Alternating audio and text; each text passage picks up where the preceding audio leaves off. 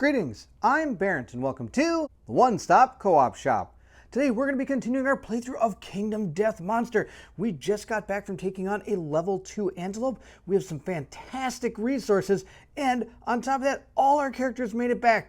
Different from the last couple times we went out. It did not go as well. So we're going to go ahead and move into the settlement phase, but before we do, of course, we have to gain our Hunt XP and also our weapon proficiencies from that last fight. I always do that during the settlement phase because sometimes those fights can become a little bit long, and the settlement and hunt videos are usually not as bad. In terms of how long the phases actually last, our settlements are usually a little bit shorter, which is why I always do these near the end, at the beginning of these phases, as opposed to the end of the monster phase.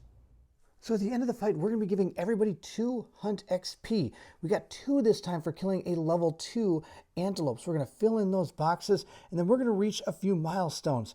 We know what one of the milestones is. It's this age event. So when we get to this one, I know for a fact I give everybody a weapon proficiency, and we also roll on that table. So we're going to go ahead and give some weapon proficiencies. We're going to go ahead and give her dagger. I know I always keep giving the same things, but we have these awesome weapons. The dagger, we're going to give this one shield, because she has ability to take 2 different shields, and I'm not sure what we're going to do with Tasselhoff yet, so we'll have to figure out what we're going to do with him. Now, of course, on top of that, for these 3, I have to roll on that age event. Now, we've seen that 100,000 times. I'm not even going to bring the book out. I'm just going to roll the 2d10 and see what we get. So we're going to start with Tasselhoff.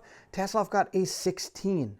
Which means he's going to gain 1 permanent accuracy. So we're going to go ahead and give him another accuracy. He's up to 2 accuracy. Wow, maybe we might change some of these guys up here. We'll see how this goes. And then we're going to go with our next character here. She's going to roll. Let's see what she got. She got a 6. So she's going to go ahead and gain +1 permanent strength. So we're going to go ahead and go to permanent strength here. She's going to gain 3 strength. Wow, she's got a lot of strength. All right, next we've got her. We're going to go ahead and see what she gets. We'll roll this up here. She again got a 6. She gets permanent strength. Well, our guy's got a ton of strength. We're never going to not wound. We just have to hit. That's the problem. Now, Riverwind, he has reached actually his 2nd age event. So he's not going to be gaining a weapon proficiency. He's just going to be rolling on a table. So again, I'm just going to roll it. We've seen this before. I'm going to roll it up. We haven't seen it very often, though. But we're going to roll it up, and he got a 9. So that means he's going to be gaining 1 permanent strength as well, which actually helps him out because he doesn't have a lot of the extra bonuses that some of our other newer survivors have. So now that we know some of these people have some extra accuracy and strength, I think we're going to be okay. We're going to keep what we have, but this person, well, we need to find something for this guy to have. I think I'm going to give him bow because he still takes the bow with him, but he doesn't actually use it. Maybe we'll be getting some new settlement things so we can actually maybe learn some of this new stuff.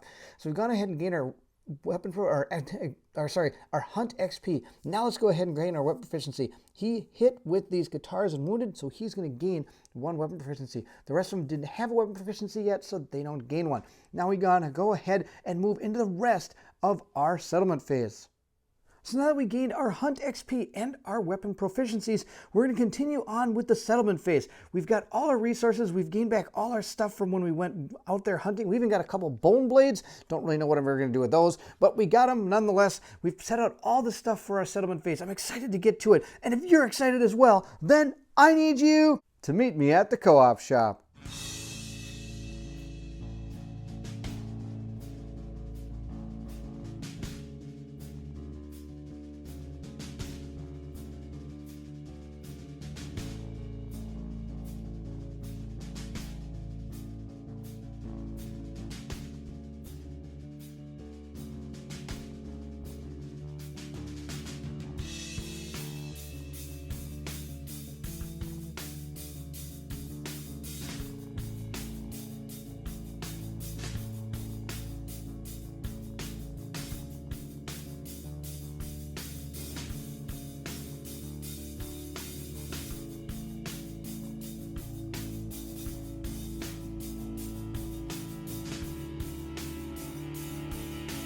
Now, at the beginning of the settlement phase, of course, the first thing we have to do is gain our endeavors from returning survivors.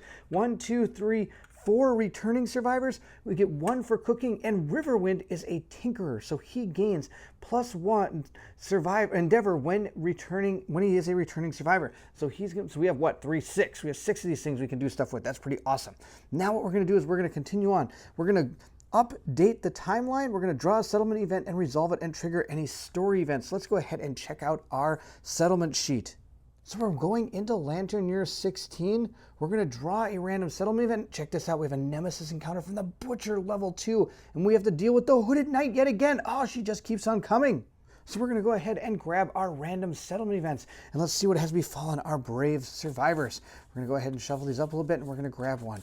We're going to grab, well, let's see, let's take this one and see what it is. We have discovered Stranger in the Dark. Oh, I think we've seen this one before. It's a settlement event. Roll a d10. All right, we're going to roll a d10 and see what happens. I'm going to take my d10 and roll it up. We got a 7. Let's go ahead and check out 7.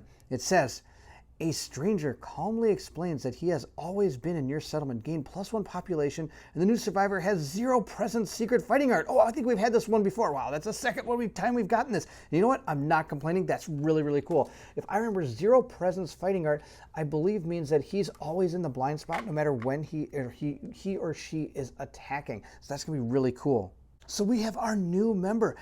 Goldmoon has risen from the ashes, but actually she didn't die. She was actually in the settlement the whole time. We just didn't know it. Wow, that's absolutely amazing. So I gave her 1 survival for naming her, and I've also given her his 0 presence fighting art. Now, the one of the things I'm not exactly sure about is, do I give them all the bonuses I would get for a new survivor entering from the intimacy event, or does this person just appear as is, just like this? Please leave in the comments below. I'm not exactly sure how this all transpires, so it'll be interesting to hear what you have to say. Thank you. We're going to go ahead and put her there. She might go out with us sometime soon. We'll see how it goes. So we've done our, what is this? This is the random one. We're now going to move into our Hooded Knight and see what happens. So here we are again with the Hooded Knight. A stranger emerges from the darkness. If any survivor has the Twilight Sword, they duel the knight. Otherwise, his motives are inscrutable. Roll below on mysterious agenda. Now remember, we had the Twilight Sword for a little while. Sadly, we died. So we don't have the Twilight Sword anymore, so we have to go on our mysterious agenda.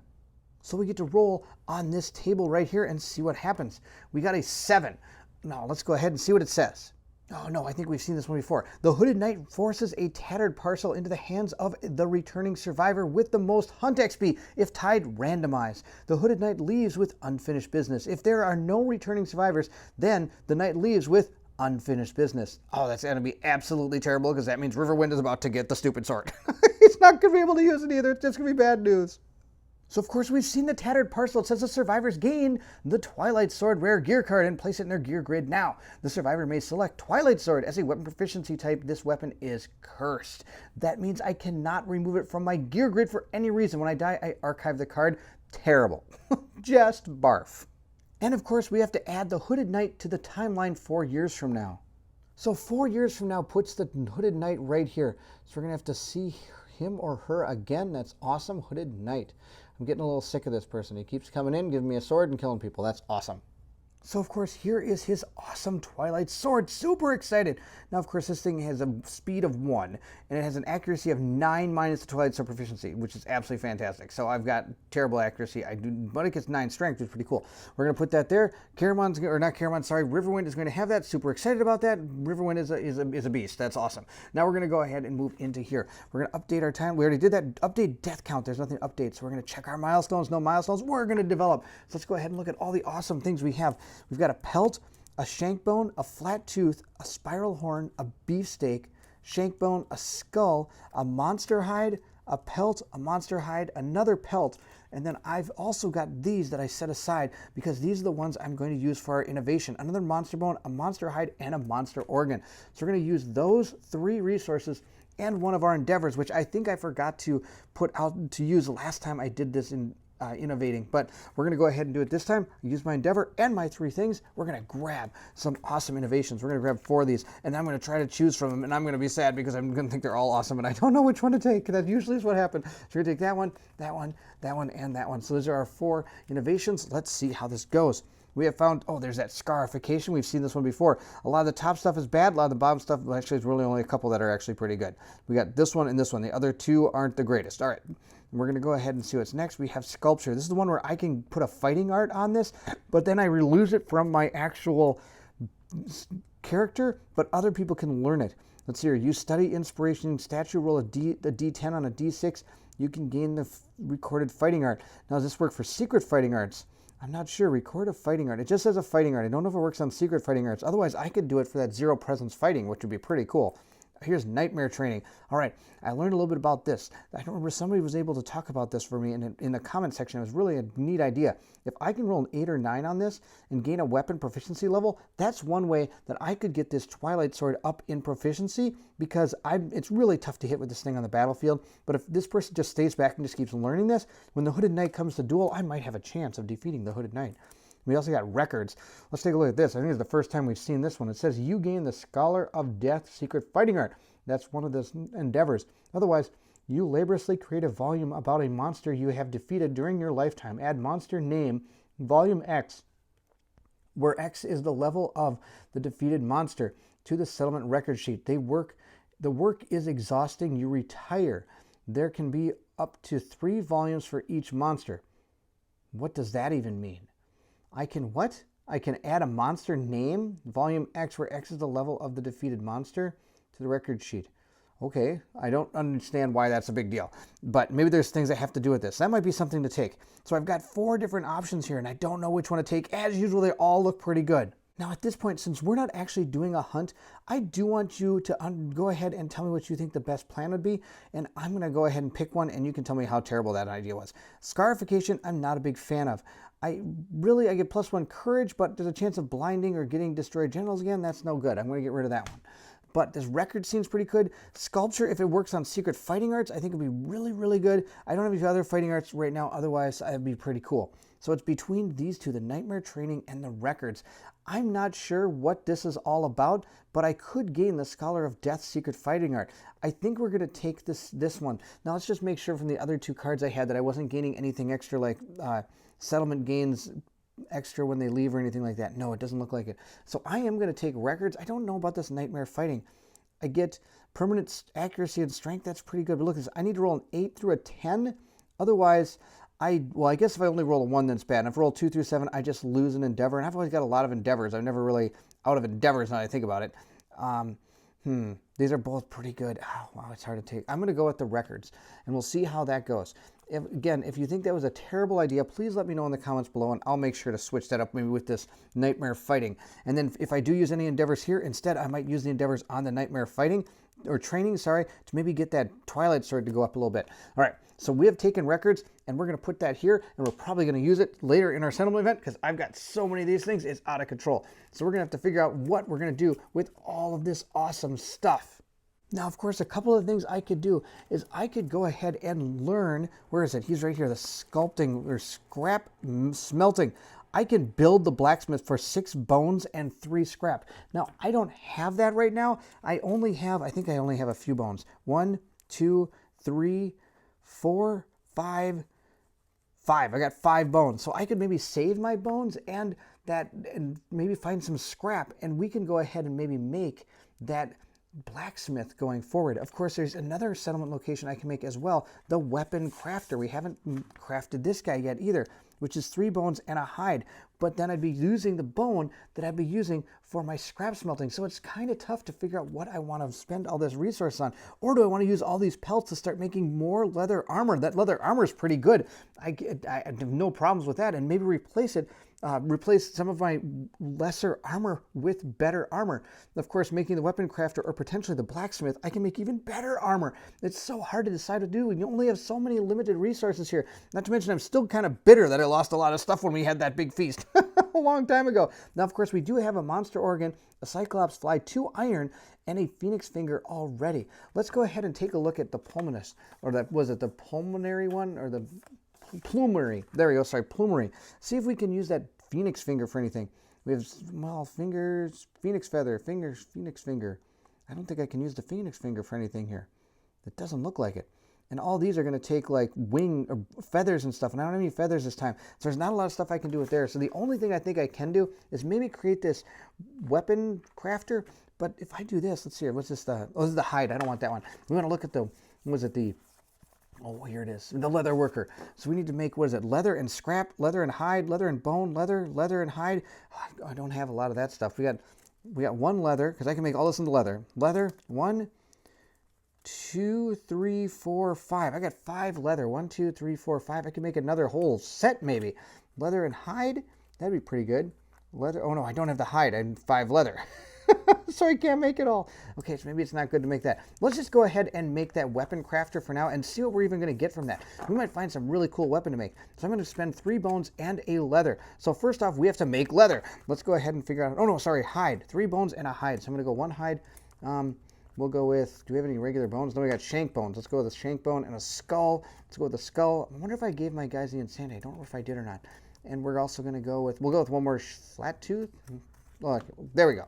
We'll go with these. We're going to get rid of these things to go ahead and make our weapon crafter. So let's take a look and see what the weapon crafter has to offer. I'm hoping he's got some weapons that we could make right now. Let's see what it says. We got counterweighted axe, 2 bone, a hide, and an organ. Oh, I could do that. Whistling mace, a zimbato. I don't have a great cat bone. I can make a whistling mace. I can make a skull cap horn, hammer. Wow, I could make some really cool things. What's the finger of God? Oh, there's the phoenix finger. Do I have 4 bones? 1, 2. Oh, I had to use all my bones to make this thing. I don't have enough for the finger of God. That sounds pretty awesome. I don't even know what that is. Blood sheath and a rainbow katana. I can't make either of those. Okay, what's the scrap sword? Oh, I don't have any scrap. I lost all my scrap. Otherwise, I can make a scrap sword, a skull hammer, and of course the scrap dagger. Now, I don't think I want the dagger because that other dagger is just so much better. I'm guessing, but I don't see why it wouldn't be better with using a legendary item. So we're going to go ahead and see if any of these are worth making. So with our resources we have, now we can't really build all this stuff, but here's some ideas I was thinking. So what we could do is we do have this finger of God. We do have that phoenix finger. And I don't know when we're going to be fighting a phoenix again because it was rough the last time we did it. But if I can get 4 more bones, I can make this finger of God, which actually seems pretty cool. It has reach 2. If I can link up a whole bunch of colors, I can gain +1 accuracy and strength if I have 5 survival. My guys almost always start with full survival. So at least for the beginning of the fight, they'll have this. Now check this one out, this counterweighted axe. I don't have anybody that has an axe proficiency, but I can totally make this happen. So the deal is with this card is if I can actually make that link, on a perfect hit, I don't have to draw a hit location, it just suffers a wound. That's so good. Now, I don't have too many things that can actually do that in my gear abilities right now that I have. All the stuff that I own, not too much stuff does that. So I don't really know if that's going to be a good way to go. Now, we do have these up here. Check this one out. Skull Cap Hammer. On a perfect hit, the monster is dazed and gains -1 speed token until the end of its turn. So it would be doing less attacks. That actually sounds really good, but it's not that reliable. But here we go. This, I think, is going to be our winner. Check this thing out. The Whistling Mace. On a perfect hit, reveal the next AI card and place it on top or bottom of the AI deck. That's a perfect hit. I know it's not going to happen all that often, but being able to manipulate that AI deck, I think, is going to be really good. And I'm thinking about taking that and replacing my Hunter's Whip that the person with the shield carries. So that way, they can maybe go in first, hit with this, see if we want to deal with that AI card, and put it, and then maybe that person can then dash to where it would be beneficial for that AI card to actually hit her or him, whoever's using the shield, so we can actually use more of a tank concept. Now, in order to make the Whistling Mace, I think I need some stuff. What do I need? I need 2 bones and 1 organ. So let's find those. Now I only have actually 2 bones left. All the rest of this is hides and organs. And I actually have an organ from our storage. I have 1 organ, a monster phoenix finger, a cyclops eye, and then of course we also have our iron. So I'm going to get rid of this monster organ and these 2 shank bones, and we're going to buy a whistling mace. I shouldn't say buy. We are going to craft a whistling mace. And this I think we're going to replace the Hunter's Whip with. Hopefully that's pretty cool. What do you think? Think that's a pretty good deal? I hope so. All right, let's continue on. So now while we still develop, we do have a lot more of endeavors. We've got, what, 5 endeavors. A lot of those are probably going to augury again because I'd like to get some more population because we're going to go into our next nemesis fight and that could be bad. But let's look at some of these things. So of course I could turn some of this stuff into iron, but I don't have any of that, so that's not going to work. There's nothing to cook. Languages, I don't have to worry about that. Symposium, hovels, these are all stuff that's going to help me if I have kids or helping with survival or being able to unlock certain things. Now, what does the bed do? It allows me to help repair things. I don't have anybody that's really that hurt. Of course, we have face painting, which allows me to gain some insanity or some survival. Departing survivors gain survival insanity. I think we might take advantage of that.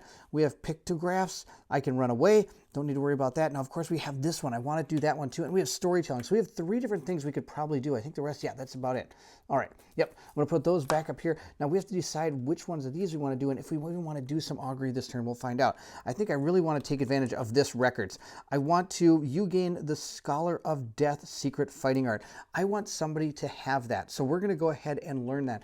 I'm going to have, let's have Fistundantalus learn that. If I have to actually pick a survivor to do it, I'm going to have him do it. So we're going to go ahead. No, he's already got that one that, he's already got the one that allows him to fight from anywhere in the blind side. So let's not have him do that. We're going to have, a Gold Moon does that too. Who do I have left? Well, Riverwind's pretty much useless now. Let's have Shield. We'll have the person with the daggers. We'll have her go ahead and do it. She's going to go ahead and spend one endeavor to go ahead and figure out what this Scholar of Death is. So here's our Scholar of Death. Let's see what it says. It's a secret fighting art. It does say, on arrival, gain reroll tokens equal to the number of volumes recorded about your quarry. If your settlement has White Lion volumes 1, 2, and 3, when you fight a White Lion, you 3 reroll tokens. Oh my gosh, that's great. Discard reroll tokens to reroll one of your roll results during the showdown. This includes monster rolls results when you are the monster controller. Oh man, well now sadly we don't actually use the monster controller when we play because I am playing solo. But that's okay. This actually is okay. Now I understand what these novels are all about. What are these the quarries volumes that we have to write about. So that's pretty cool. So I do want to say that now that I know what this is, we are definitely keeping records as our settlement innovation because I don't want to backtrack on all this. So I know I was a little indecisive about which one to take. We took records. I used it. We're going to go ahead and keep it. But that's going to be what we're going to do. Now, of course, I could go ahead and retire somebody to learn about some of our creatures we've fought. But I'm not going to do that this turn because we're not going to be fighting any of them. We're going to be fighting a giant white, butcher. We're taking on the butcher. He's going to rock us. All right. So I'm going to put our records back. We're done with that. But Conan has gained the Scholar of Death, so we're going to go ahead and write that on her thing. I'll do that later. I don't need to do it on camera. And we're going to go ahead and see what else we can do with the rest of these 4 endeavors we have. Now, I think one of the things I want to do is I can do storytelling. Once I get 1 storytelling, gain understanding, departing stars, gain 3 insanity, or I get the white speaker. Do I want to do that? That's 2 of these. That's quite a bit. I am going to do face painting. We're going to go ahead and use face painting so that maybe we can get some survival and also some insanity as we go off to battle here. Let's see how we do. We got a 1. We got nothing but laughing, nothing happens. So we're going to do it again. We're going to go ahead and use another one of our survival, and we got laughing, nothing happens. Really? Wow, I can't believe this. All right, we're going to go ahead and see what happens here. We're going to try it again. Well, we're definitely not auguring this turn, and I think we might as well just use the last one to go ahead and face paint. This is going to be it. We got nothing. All right, finally, we got the one that gives us, we get 2 survival and 1 insanity. That's awesome. Now we're going to have to figure out what we're going to do about sending our people out into the world. They're going to have to take on that butcher. It's going to be actually out of control. So we're going to go ahead and prepare our departing survivors, and we're also going to go ahead and archive and read and record and archive our resources. We did not do that great at this settlement event. This has not been the greatest phase on the planet. I was a little indecisive. I wasn't exactly sure what I was going to do with some of those innovations. I wasn't exactly sure what I want to do with the buying stuff. Now we got a new weapon crafter. So there's been a lot of new stuff for me to figure out what we're going to do with. I've decided to keep this stuff. We're going to archive all this stuff. I think it'll be good because we'll come back with, well, almost nothing because when we fight the butcher. But who knows, I might get a butcher's cleaver again. That was really cool the first time. All right, let's go figure out who is going to take on this level 2 butcher. So Tasselhoff is going to be our first brave survivor to be nominated to go take on the Butcher level 2. All right, we're going to see how he is. He's all set up with his rawhide gear like he had before. He's got his catgut bow, cat eye circle. This time I give him the clawhead arrow and I give him some bandages as well. We might need those when fighting the Butcher. So we're going to go ahead and move on to our next character. He has all his stats here. He does have max survival and we're ready to go. Next, we have a new character. This is going to be Sarah. She's going to come in with 9 survival. She has 1 insanity, and she has all that white lion gear. And she grabbed a Dridacanthus as well. So we're going to go ahead and make sure we fill in all this. She's going to get +1 to all the different places. So she has 4 on her head and 3 to all the rest of the places. And she is all set to go. See if she can take down that Butcher. And here we have Cassandra. She's coming in here as well. She was with us last time. She does have her shield proficiency. We'll see if she gets some of that. Now, of course, she has pretty much the same as everything, but she did decide to take that whistling mace. We're going to give that a shot. Our new weapon. Now, she has all of her armor, and she's all set to go with max survival and 2 insanity. And lastly, we have the mighty Huma. Huma is coming in to go ahead and try to take on the Butcher level 2. He's starting his adventure in the world of Kingdom Death fighting against a level 2 Butcher. We'll see how that goes. So he's going to go ahead and take that Screaming Gear. We're going to see how that goes for him. And he's going to go ahead and make everything happy. He's going to go ahead, and I think he gets 9 survival because he was Dridacanthus there. So he's going to gain his 9 survival. He's going to gain +2 to everything, I believe, if we look at our Screaming Gear. +2 to all the different locations. So he's going to have 5 to everything except for his head and his waist. He's going to have 4, I apologize, to everything except for this head and waist. There we go. He's all set to go. He doesn't have anything. He's brand new. We're going to go ahead and see how he does against that Butcher. And there you have it. That's the end of the video. We are going to be taking on the Butcher level 2. He's actually one of my favorites. We actually fantastically epic fight against this guy last time. So hopefully the same thing happens this time as well. We made it all the way down to the very end and we did a killing blow to finish off, and then we actually got a hold of one of his hatchets. It was pretty cool. So we'll see if we can take this guy down. I hope you enjoyed the video. If you did, don't forget to like, subscribe, and hit that bell symbol so you know when the Butcher fight comes out, and it's going to be so much fun. Also, please feel free to leave anything in the comments below. I would love to hear from everyone. That settlement phase was okay. I didn't really get to do too much, but hopefully the next settlement phase will be different, and that's going to be about it. If you're excited to see if we can take on that Butcher, then I need you to meet me at the co-op shop.